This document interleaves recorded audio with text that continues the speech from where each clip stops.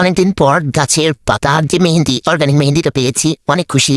মানে যতই আপনার বাহিরের কেনা মেহেন্দি হোক আর যে কোনো মেহেন্দি হোক, গাছের মেহেন্দির মতো মানে কোনো মেহেন্দি না। তো এই মেহেন্দিটা অনেক কষ্ট করে খুঁজে খুঁজে পেয়েছি। আর এটা হচ্ছে আমাদের একজন গাছের মানুষ ওদের বাসা থেকে নিয়ে এসেছে। এখন এই মেহেন্দি হচ্ছে পাতাতে বাটা সবচেয়ে বেস্ট। আপনার মেহেন্দি যদি আপনি পাতাতে বাটেন, তাহলে সেই মেহেন্দিটা আপনার স্ট্রাকচারটা মেহেন্দির অনেক ভালো হয়। আর মানে পাতায় বাটার মেহেন্দির যে অন্য কোনো ভালো কিছু হয় না, যেটা সত্যি কথা, সেটা হচ্ছে যে ব্লিন্ডারে করলে পানি দিতে হয় আর দিতে হয়। তো ওই পাতায় বাটতে বাটতে আগের কথা মনে হয়ে গেল। মানে আগে যখন আমরা ছোটবেলায় মেহেদি বাটতাম, তো ভাগ ভাগ করে, আবার দাদির কথা বিশেষ করে মনে হলো। আমার দাদি বেঁচে থাকতে দাদিকেও লাগাই দিতাম, দাদি টায়ার্ড হয়ে গেলে তারপর আমরা একটু একটু করে সবাই মিলে মেহেদি বাটতাম পাতায়, পেটে পেটে অনেক আনন্দ করে দিতাম। কারণ আমার দাদি খুব মেহেদি পড়তে পছন্দ করতো। মানে মেহেদির পাতা বাসায় আসলে উনি খুশি। ওনাকে বলতে হবে যে আমরা বহু বলে রাখতাম যে একটু বেটে দাও, তো এই যতটুকু পাতা বেটে দিত। তো আগের ঈদের কিছু কিছু কথাগুলো আজকে হঠাৎ করে মনে হচ্ছে।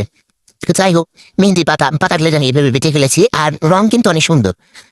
তো বিশেষ করে যাদের গাছের মেহেদি, লেমনদের গাছের মেহেদি, লেমনদেরকে থ্যাংক ইউ। মানে আমাকে মেহেদিগুলো দেওয়ার জন্য। তোমার এই দিয়ে দাওয়াত করে আমার বাসায় চলে আসবে সবাই, বুঝেছো? সহজ হোক।